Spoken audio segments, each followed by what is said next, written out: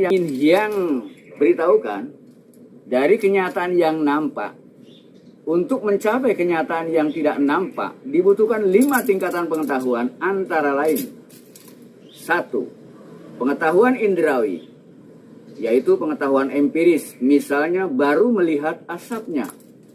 Kedua, pengetahuan struktural aksiologis, yaitu pengetahuan rasional, pengetahuan yang diketahui secara logis, percaya adanya asap, pasti ada api. Ketiga, pengetahuan metodikal praktis, yaitu pengetahuan yang berdasarkan bukti adanya asap, kemudian menyelusuri untuk mencari api sebagai sumbernya asap. 4. Pengetahuan esensial meta-epistemologis, yaitu pengetahuan di mana seseorang sudah mampu melihat bentuk atau rupanya api.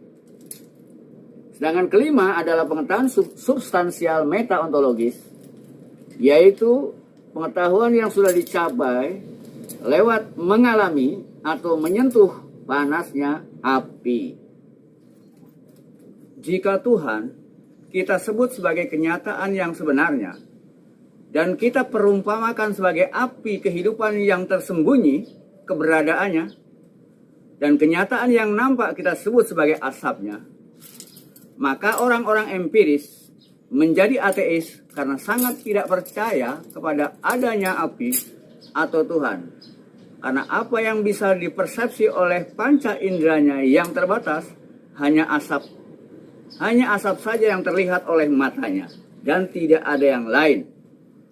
Sedangkan kaum strukturalis yang mengandalkan kecerdasan rasionalnya meyakini adanya api atau Tuhan, karena bagi mereka yang berpegang pada logika filosofis menyatakan bahwa ada asap pasti ada api, ada ciptaan pasti ada penciptanya.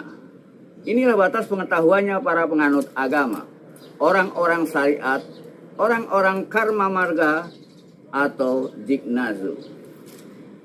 Dan kaum metodis yang mencoba menjalankan keyakinan agamanya untuk menemukan api atau Tuhannya, maka para pelaku spiritualis ini melakukan pencarian dengan berbagai macam jalan.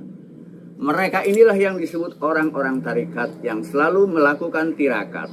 Dan tidak sedikit orang-orang yang melakukan praktek-praktek spiritual melalui meditasi samadhi menjadi ateis, tidak percaya adanya Tuhan, gegara di dalam lelaku samadinya tidak menemukan apa-apa kecuali kekosongan atau keheningan semata.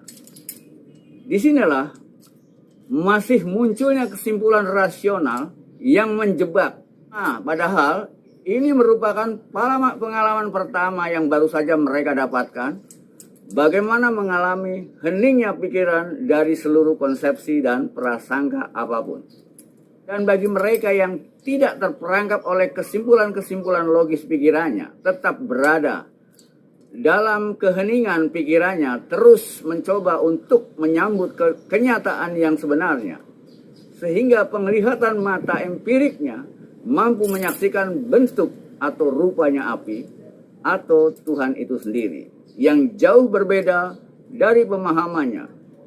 Mereka inilah yang disebut kaum esensialis, orang-orang hakikat, para raja marga atau kaum aruda. Sedangkan para spiritualis sejati adalah para substansialis yang berhasil mengalami panasnya api, mampu menyentuh kedalaman dari kenyataan yang sebenarnya, dari Tuhan yang sebenarnya, yang tidak lagi disebut sebagai Tuhan.